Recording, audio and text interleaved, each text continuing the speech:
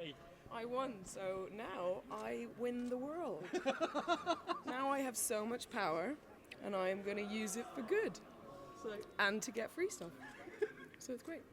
It feels great. It's amazing. My family are out there, so it's a great thing. Yeah, like my brother and my sister came over from Ireland with their wives and husbands, and it's a good day, isn't it? To win it for this is really great. I can't believe it. Great. But I'm glad that I got to say something about Noma and Sharon and Marianne, because that was really important. It was really important. I felt that, there were others worth mentioning, and that was, I'm really glad I got to do that. You know what I mean? Yeah. There, right? No, I still wanted to win. I'm saying they should have been nominated, not that they should have won. This is going to be on the internet, isn't it? You shouldn't. This is not fair. It's everything. I get to have such an amazing time on stage every single night. I get to work with the best people. Jeremy Herrin is a dream. Duncan Macmillan's words.